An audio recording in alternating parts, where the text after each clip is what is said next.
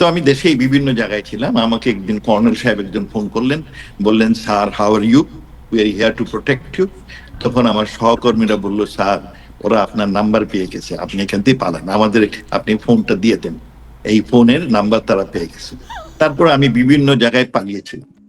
আমি সৌভাগ্যবান যে আমি শেষ পর্যন্ত এই আমেরিকায় আসতে পেরেছি। আমার আমি যখন আমেরিকায় ছিলাম, এই 17, 18, 19, 20 জুন, জুলাই 2024, তখন নাকি আমি বাংলাদেশে আপনার মার্ডার করেছি, আমি সন্ত্রাসী করেছি, এই নামে আমার বিরুদ্ধে একাধিক অনেকগুলো 1 ডজনের বেশি কেস হয়েছে। হ্যাঁ, এই সবই ভুয়া কেস, বানোয়াট কেস। এইগুলো সরকার, ইউনূস সরকার এগুলো এবং তার সাঙ্গপাঙ্গরা করেছেন। এটা মতলবটা হচ্ছে বেসিক্যালি এক্সটর্শন অফ মানি। এই কেস দিয়ে বলবে যে স্যার আপনার কেস আমি উড্ড করে দিব, আপনি অত লক্ষ টাকা দেন। তো এইসব কারণ, যাই হোক, আল্লাহর মেহেরবান আর আপনাদের দোয়া, বহু লোক দোয়া করেছে, তার ফলে আমি সশরীরে সুস্থ অবস্থায় আপনার এই আমেরিকায় আবার ফিরে আসি আমার ছেলে মেয়েদের কাছে। আর আমার ছেলে মেয়েরা তো সবাই এখানেই থাকে, আর আমার ওয়াইফও এখানেই ছিলেন। 24 সালের জুন মাসে আসছিলেন, তখন থেকে এখানে আছিলেন। সেই সুযোগে আমার আসার সুযোগ হয়েছে। আমি যে জিনিসটা জানতে চাই, আপনি যেটা বললেন যে আর্মি যখন ফোন করে আপনাকে বললো যে স্যার আপনার নিরাপত্তা আমরা নিশ্চিত করতে চাই, এবং কেউ বললো যে আপনার ফোন নম্বর পেয়ে গেছে, আপনাকে যে কোনো সময় তারা বিপদে ফেলে দেবে। দেন এরপরে যে আপনার সবাই তো, শেখ হাসিনা উনি চলে গেলেন ভারতে, আপনার অন্যান্য মন্ত্রীরা সব যে যার মতো যেদিকে পারে পালালো, আপনি কোথায় ছিলেন তখন? আমি প্রবাসী অনেকে জানতে চাচ্ছি, অনেকেই কিউরিয়াস যে আপনার সময়টা কিভাবে কাটলো। আমি কোনো আমার আত্মীয়স্বজন বাসাতে যাইনি, কারণ আমি জানেন আমার ভাই বোন সমানই সমাজে সুপরিচিত, তার জন্য কারোর কাছে যাই নাই, কারোর সাথে ফোনও আলাপ করিনি। আমার সহকর্মীরা আমাকে বললো যে স্যার আপনার জন্য আমরা একটা বাসা, তো এটা ওই ARBN না কি বলে জানি, এইগুলো সব গার্মেন্ট ব্যবসায়ীদের বাড়ি। তো ওদের গার্মেন্টের ওটা তৈরি করে রাখে তাদের বায়ারের জন্য। তো বায়ার গুলো তখন আর বাংলাদেশে আসছিল না, তো বাসাটা খালি, তো আপনি ভাড়া নেবেন। এইগুলো আপনি ডেইলি ভাড়া নিতেন, সাপ্তাহিকও ভাড়া নেবেন। তো আমি খুব ভাগ্যবান যে আপনি প্রথম যেখানে গেলাম সেইখানে সাপ্তাহিক ভাড়া ছিল। পরবর্তীতে আমি লম্বা পিরিয়ডের জন্য ভাড়া পাই, তবে বয়ে এক জায়গায় বেশি দিন থাকিনি, বিভিন্ন জায়গায় ঘুরে।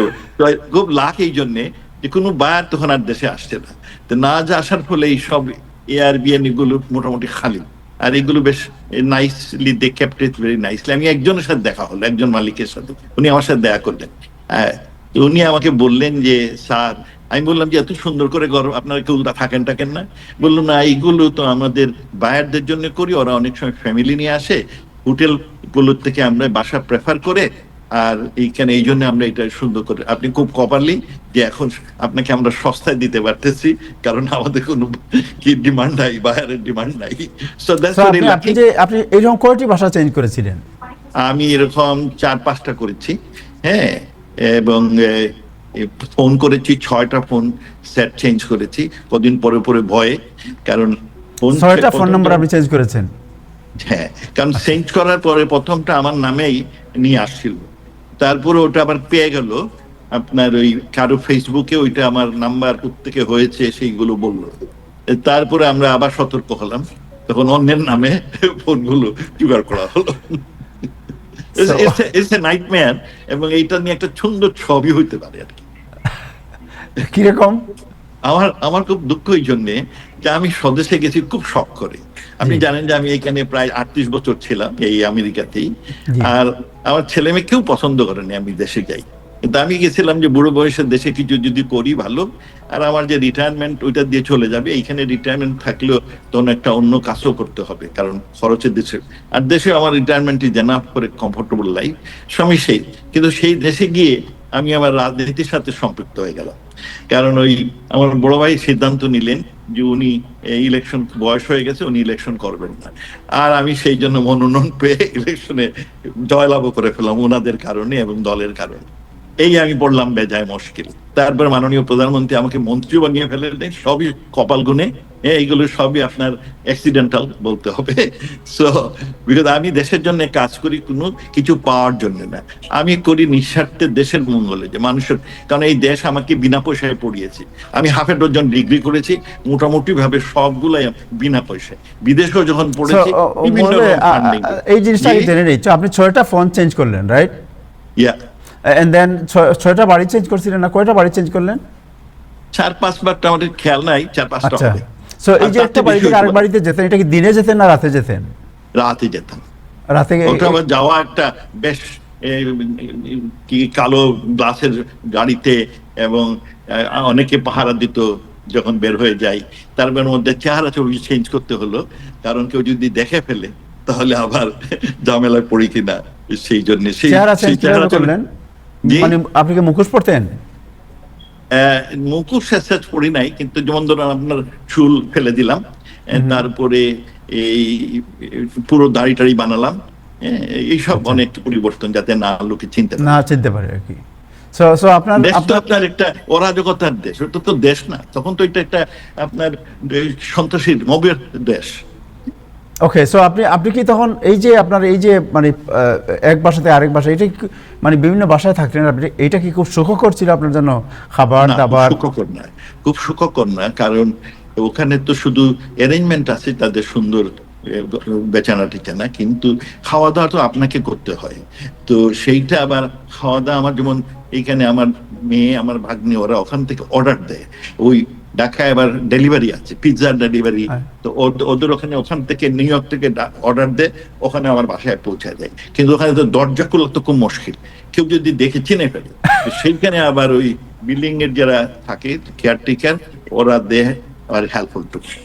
আচ্ছা, কিন্তু কেয়ারটেকার জানতো যে আপনি এখানে আছেন, মানে আপনাকে চিনতো না? কে কেয়ারটেকার যারা, ওরা কি আপনাকে চিনতো? না, ওরা আমাকে চিনতো না, প্রায় ক্ষেত্রেই চিনিতে না।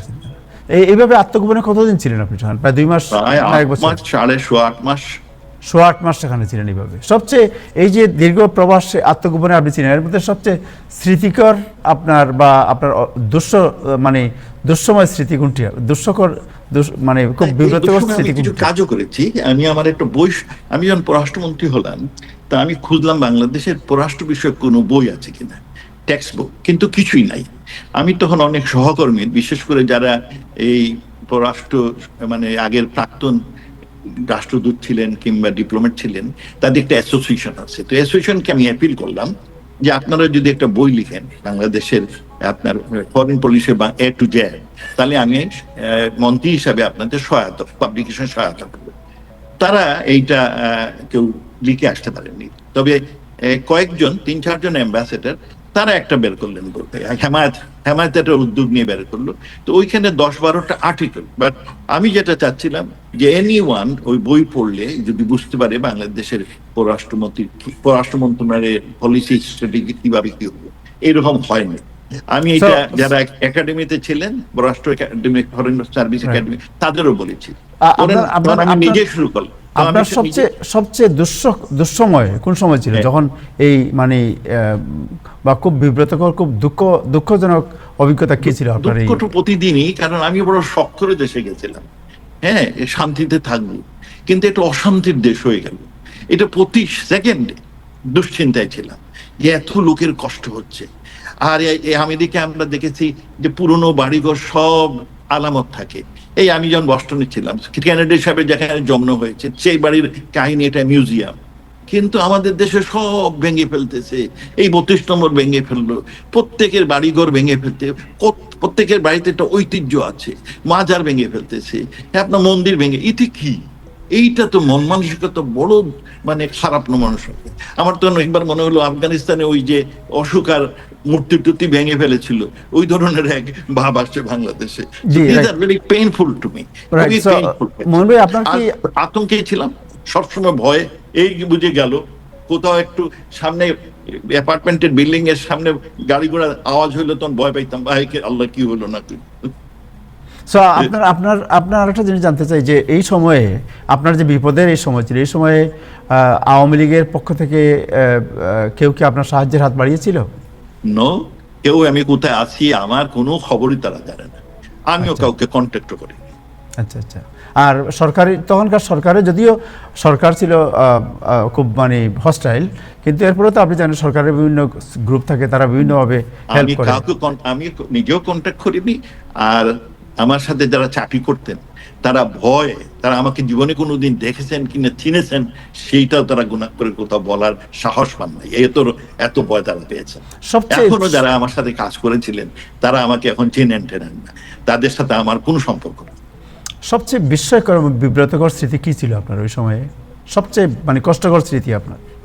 যে সুন্দর একটা সাজানো গোজানো দেশ ধ্বংস হয়ে যাচ্ছে, এটা আমাকে বড় পীড়া দিয়েছে। হ্যাঁ, সাজানো গোজানো দেশ, আমি খুব আশা করেছিলাম যে নতুন সরকার আসলেন, ইউনূস সাহেব, হ্যাঁ, উনি হয়তো কি করবেন, আপনার অবস্থার পরিবর্তন করবেন।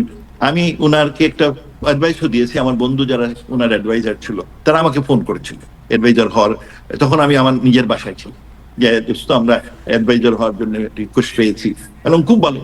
হ্যাঁ, তারপরে আমি তখন বললাম যে দেশে তো খুব ডিভিশন হয়ে গেছে, তিক্ততা বেড়েছে, এক কাজ করো, ইউনূস ভাইকে বলো যে উনি নেলসন ম্যান্ডেলাকে ফলো করলে he can unite the nation.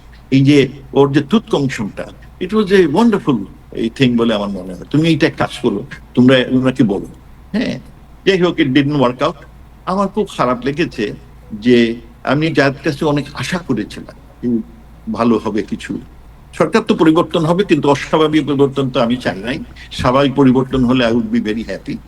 কিন্তু এরপরে যে অস্বাভাবিক পরিবর্তনে প্রতিহিংসা, হিংসা, বিদ্বেষের এক রাজত্ব শুরু হলো, মবের রাজত্ব শুরু হলো, এইগুলো আতঙ্কময় সবার জন্য। আপনি দল করেন না করেন, আমি অনেকগুলো লোক চিনি যারা আওয়ামী লীগ কোনোদিন করে নাই, কিন্তু তারা পয়সাওয়ালা বড় লোক, তাদের বাড়িঘর দখল হয়ে গেছে, তাদের ব্যবসা বাণিজ্য দখল হয়ে গেছে, অনলি বিকজ তারা শেষ সম্মানিত লোক এই কারণে। আচ্ছা, আপনি আপনি মোহন ভাই, আপনি যে বাংলাদেশ থেকে ইয়েতে আসলেন, যুক্তরাষ্ট্রে আসলেন, রাইট? আপনার সাথে আমার একদিন কথা হচ্ছিল এবং আমি যেহেতু একজন প্রফেশনাল, আপনার সাথে আমার কমিটমেন্ট ছিল যে আপনার কোনো তথ্য আমি প্রকাশ করবো না, এবং দেখুন আমি করি নাই, কিন্তু আজকে প্রথম আপনাকে আমি নিয়ে আসলাম। কেউ জানে না আমি কারোর সাথে কথা বলি নাই, আপনার সাথে যে আমার কথা হয়েছে। বাট আপনি বলছিলেন যে ভারত হয়ে আপনি খুবই মানে সাংঘাতিক দুঃস্থকর। আমি এটা বলেছি যে আপনাকে আমরা জানাবো এগুলো, একটা ছবি হওয়ার মতো কিভাবে এই বিষয়টি জানতে চাই আপনার কাছে, কিভাবে আপনি দেশ থেকে বের হলেন ফ্রম দিস ওন কান্ট্রি। এইটা একটা ভালো মুভি হইতে পারে।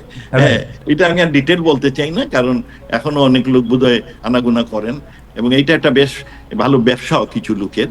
হ্যাঁ, it has develop a good business, এবং এটা আমাদের দেশের এই যে যারা সরকারি চাকরি করেন তাদের একটা আয়েরও পথ হয়েছে, big source of income too. So আপনাকে যে তারা এই যে আপনি বলছেন যে পাহাড়ের উপরে নিয়ে গেল, তারপরে কিছু দূর হাঁটতে হয়, তারপরে আবার গাড়িতে উঠি, তারপরে আবার নিয়ে গেল আরেক জায়গায়, একটু জাস্ট নাম না বলে যদি একটু স্মৃতি বলেন। বলতে পারি না, টানা হেসরা করে নিয়ে গেছে, বলে স্যার এখানে শুতে পারবেন, বসতে পারবেন না, এটা ডেঞ্জার। যাই হোক, আমি ওদের পালোয়ান নাম দিয়েছিলাম, ওদের নামটা আমি জানি না, পালোয়ান, ওদের বেশ শক্তি বলে।